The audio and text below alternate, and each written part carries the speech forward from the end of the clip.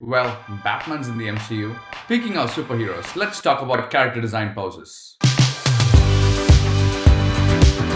When you're tasked with creating a character design, it's always for you to apply it on some form of storytelling, may it be a game, a comic book, or an animation. So it's very imperative for you to think about the character poses when you're thinking about character design. Not only does a pose bring the character to life, but it also conveys the personality of a character. In one of my previous videos, I asked you to send some of your drawings to my Instagram profile. One common mistake that I see in everybody's drawing is tackling the pose of your character straight ahead, and this brings about a lot of mistakes. So how do you overcome that?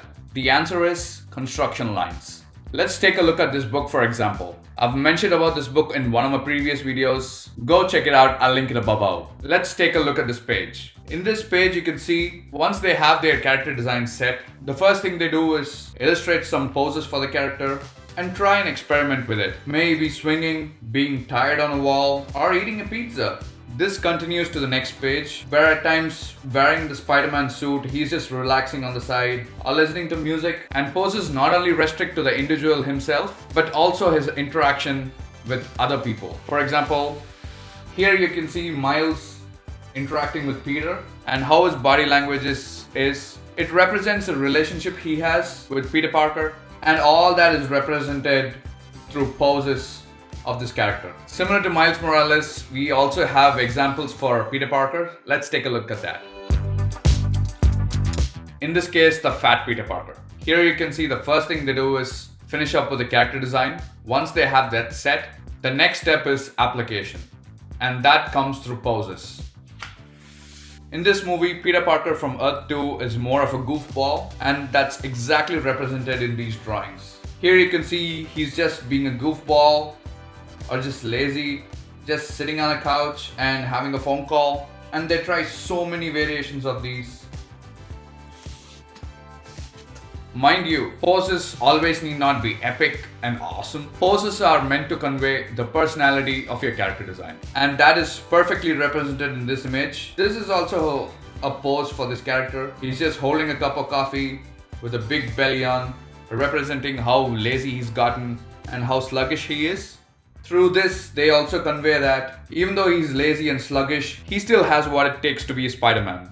Some more examples in different costume. One key thing that you need to take away from these images are how dynamic the poses are, and you should try to do that for your character designs. Now we've seen all the examples we need to see, but how do we successfully implement them onto our own designs? The answer is construction lines. Let's take a look at how it's done.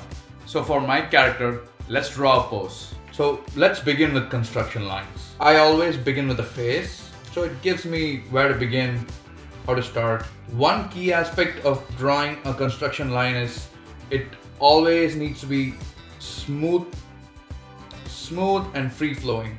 Hold your pencil as lightly as possible and just go for smooth straight lines. So in this pose, I'm drawing my character running. This is kind of key aspect of drawing a pose is always to have smooth flowing lines. I see a lot of you drawing something so rigid and straight like this. What this does is it limits the overall perspective of your pose, and that's not exactly what you're going for. This is a very rough drawing and it needs to stay rough. Follow smooth straight lines. So now we have a running construction. Let's draw our character into it. This is why I always advise anyone to begin with a character design before going to anything else. It gives you the perspective of what exactly you need to begin with. So here my character is kind of running scared, so let's give him a frowny face.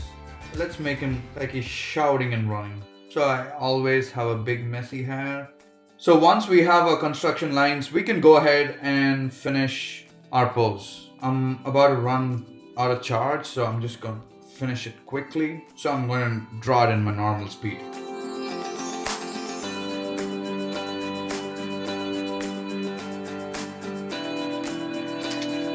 So using that same tactic, I came up with a bunch of different poses for my character and others. So this is something I came up here, and a bunch of other poses for my character. Because I had my construction line set, it was a lot easier for me to go ahead with my drawing, and I was actually able to finish it much faster than before. For Anyone who's trying to draw poses for your character design, I would definitely advise you to start with construction lines, understand what your poses are going to be dynamic in your drawings, and come up with something interesting. If you aren't comfortable drawing construction lines on your own, I have a sample chart, something like this, uploaded onto my Patreon page. Do check it out. I actively upload resources like these, and I'm trying to build a community where we can teach and learn off of each other. So if you'd like to support this channel, do check it out. If you do draw with what I've taught here, do send it to my Instagram page. I'll be sure to have a look at it and let you know of my thoughts. And as always, if you like this video, be sure to like and subscribe. See you in the next video.